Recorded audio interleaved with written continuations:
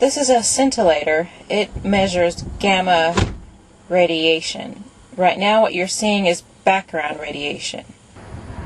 These are slabs of granite. This is Niagara gold granite. As you can see, it's made in Italy. About 2 feet away. And about 2 feet away, it's at 139 microrins. And you see it going up to 380, 392, 390. There you go. It's climbing. You see that nuclear symbol? That means danger. Now in the car a while ago, it was sitting on background radiation was 4 microrins. Now it's 400, so we're over 101 times the background radiation.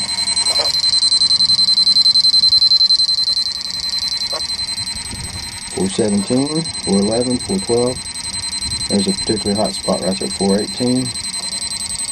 But this is 420, 421. This entire area is very, very hot. This is direct gamma radiation. This is the same thing as a nuclear power plant would put out if you stepped into it.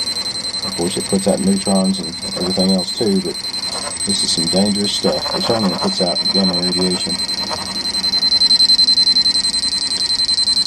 Now, if you stand away, just like if you were standing at the kitchen washing the dishes, you aren't quite touching it, you see we're still getting 340 millirems. It's going down slowly as we back off. The further you get away from it, the lower the rate's going to get. It's still high. Very high.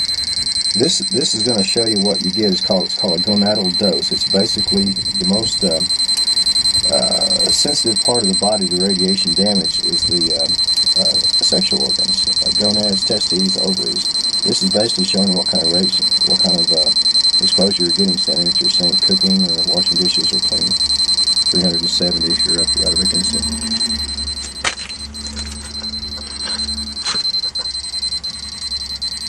Not all the slab is that hot. Here we're at 127, 126. Which is still hot. 130 is very hot. What are we reading now? Can't see it. Counter. It's set on X100, so what this meter reading is showing is that it is almost 1 rem. You see that it's hovering around 1 rem of exposure, which is a very large amount of radiation. If we switch over to the X10, which is 10 times the meter reading, you'll see that the meter settles on around 3.5 to 4. What you're hearing in the background is the scintillator, the alarm going pretty crazy. And there it is, pegging it out over 1 rem. Let's go back to, see, it's pegging the meter out, so we switch to the next higher range, and it settles back down to, this is 1 rem right there. It's 100 times the point the thing's showing.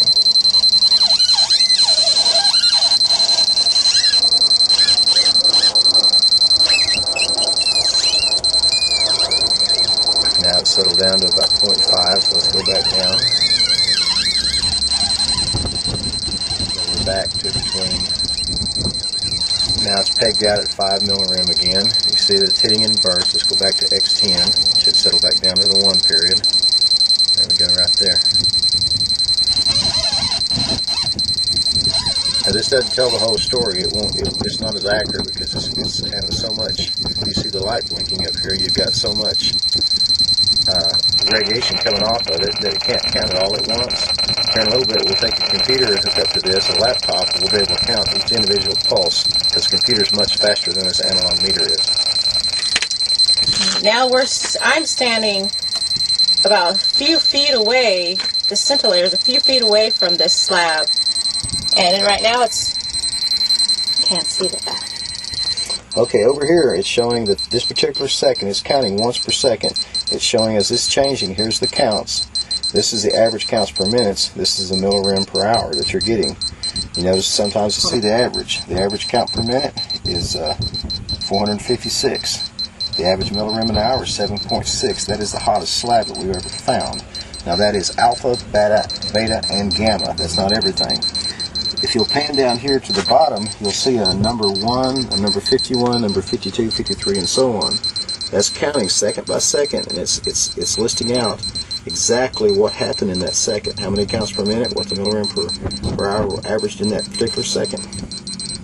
When we get done, we'll be able to save this. It's called a data log, and we will be able to identify it with the slab name and the time and the date and everything, and have a permanent record of the slab.